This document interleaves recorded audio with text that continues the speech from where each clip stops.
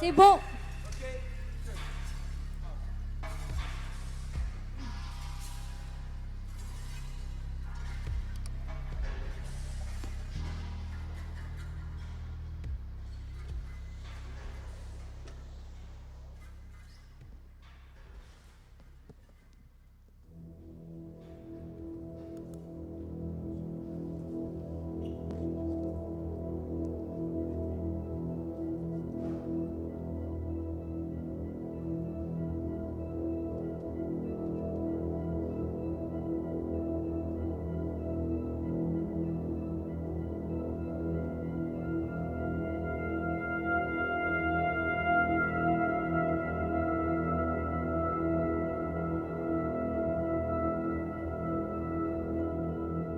I wrote a letter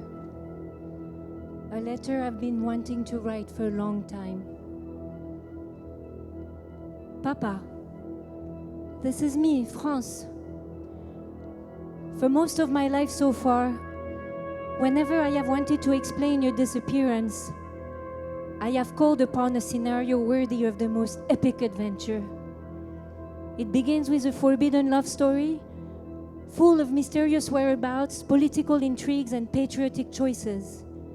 I suspect that you were a spy, and I have been okay to live with that story.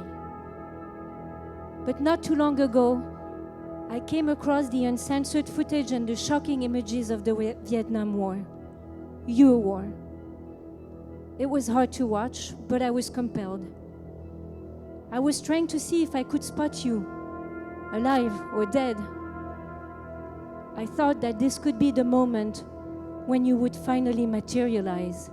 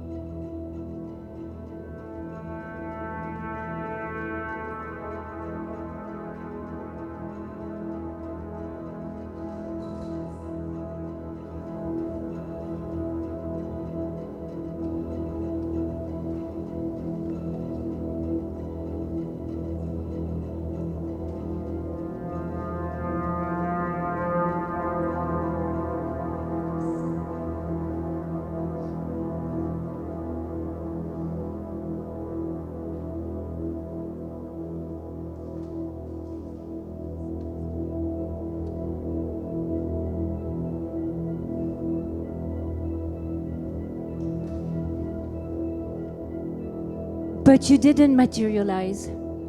I could not find you. And it left me with a feeling of brief disappointment, but mostly of great relief. Because I can go on believing that you could still one day come out from undercover and appear at my door. I am hopeful, and there is no pain, because I'm still okay to live with that story.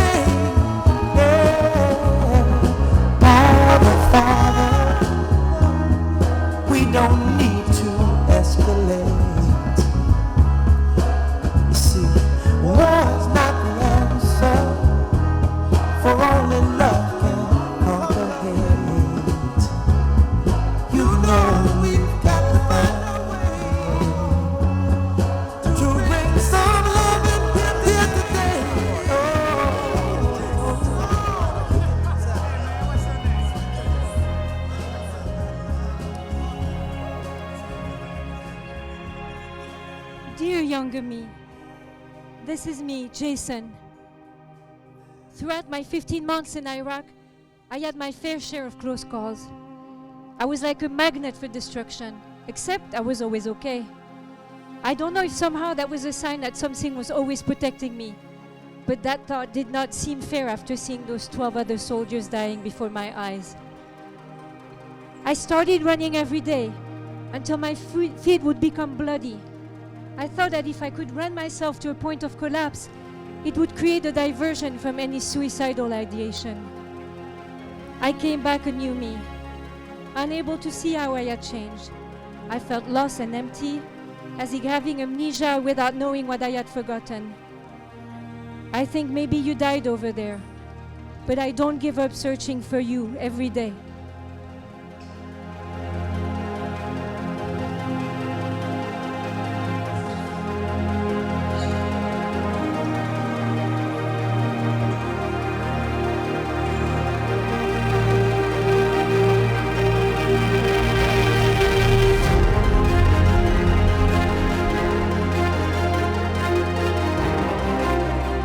Brother Jackson, this is me, David. You were the best of us, and no matter how hungry, tired, confused, or terrified we were, you always managed to shrug it off and keep that cheesy grin on your face.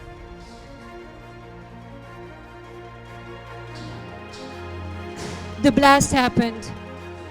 I don't remember much from that day outside the feeling of the heat and the pressure and seeing your still body. There was no one to attack, no enemy to assault. There was just our team and the shock and pain of what happened. Today, I live on and still carry the scar from that mission. Some days are easier than others, but you've still not left our thoughts. We honor you and your selfless sacrifice.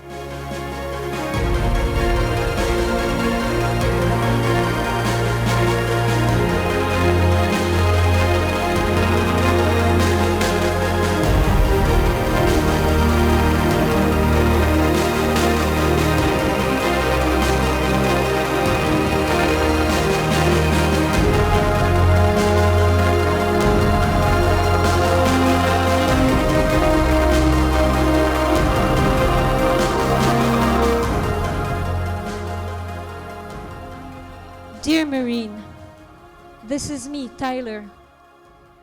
There are people in your life that mark you, where everything will always be measured by the moment before a person and after that person. You were the only person there for me after I was attacked. When it was time to be a warrior, that was you, a Marine. You were the most shining and invincible warrior I've ever known. You were the Marine in the commercials, fighting the dragon. I tried to be a soldier for you, but I made a mistake. I was wrong to interfere with your free will and I lost you. That I will regret forever. I will love you always. Thank you for being you.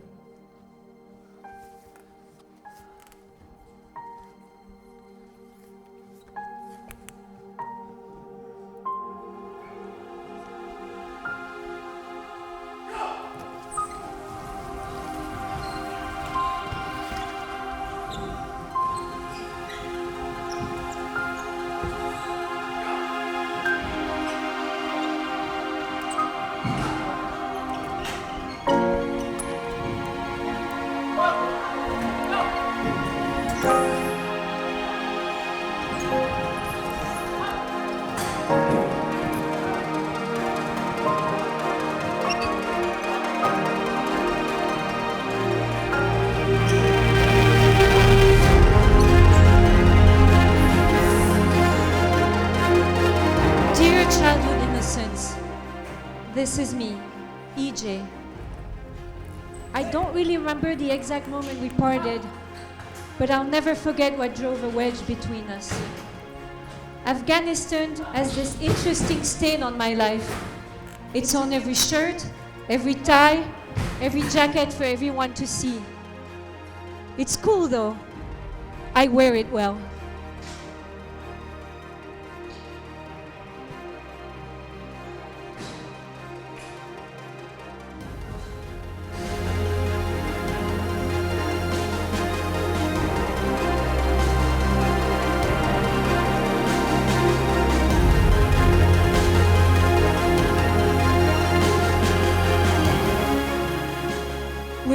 walking through the mountains of Tora Bora.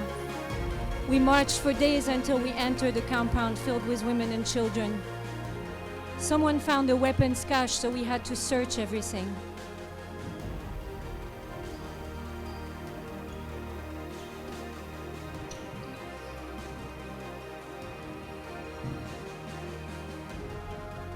There was a chest on a shelf above a bed. I stood on it and noticed a bundled up blanket, thinking nothing of it. I stepped on it, putting my full weight on my right foot. It sank in, like crushing a cardboard box. Curious, I kicked it away to see what was inside. A baby rolled out, never made a sound, didn't move.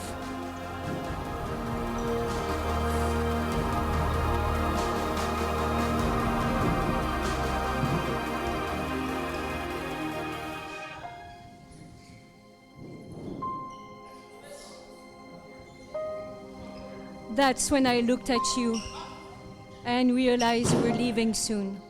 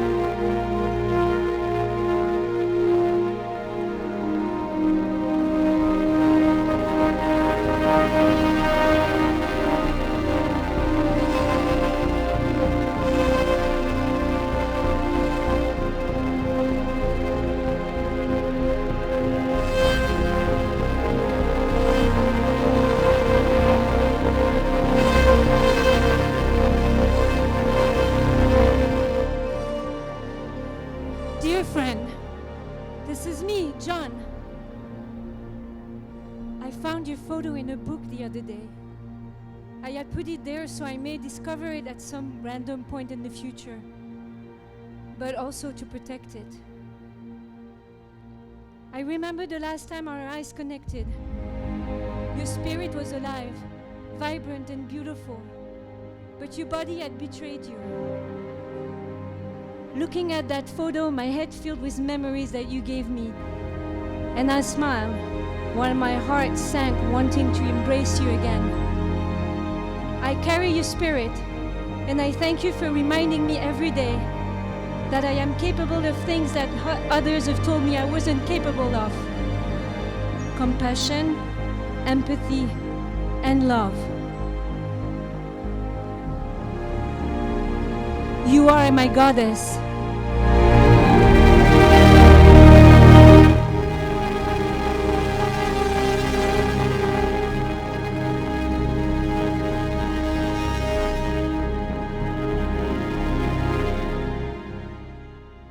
Dear Grandpa, this is me, Jennifer.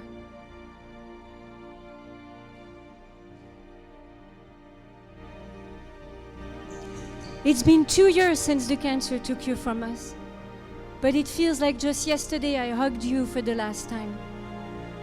You were a fighter all your life, first as a soldier in Korea and later in Vietnam.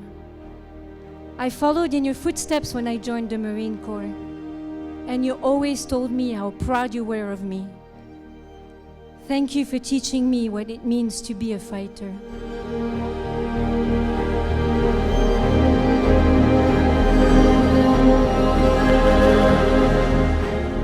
What's up, kid? This is me, Lavelle.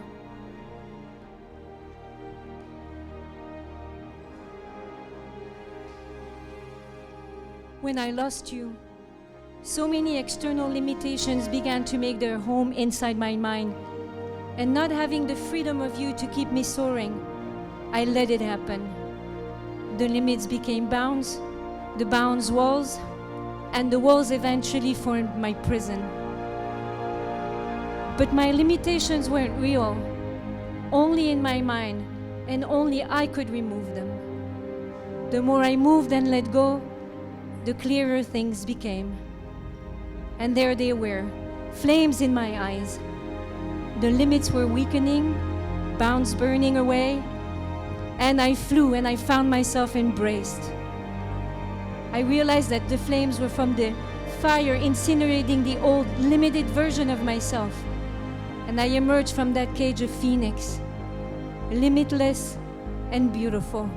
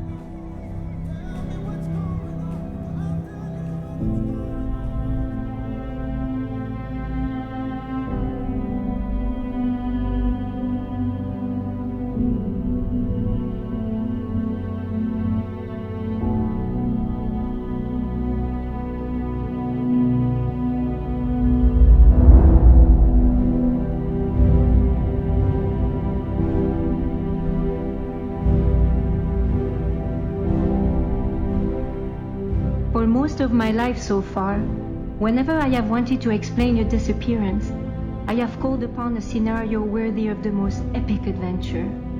It begins with a forbidden love story, full of mysterious whereabouts, political intrigues, and patriotic choices. I suspect that you were a spy, and I have been okay to live with that story. But you didn't materialize. I could not find you, and it left me with a feeling of brief disappointment, but mostly of great relief, because I can go on believing that you could still one day come out from undercover and appear at my door. I am hopeful, and there is no pain, because I am still okay to live with that story.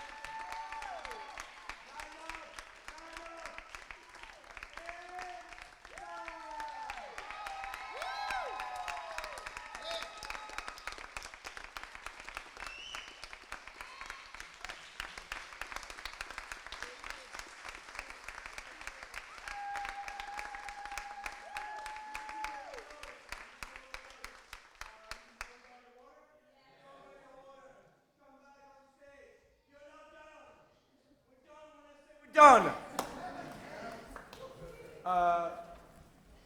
We're gonna grab water. You guys, of course, can go. We have to do that. We have to do another round for them. That's part of this workshop.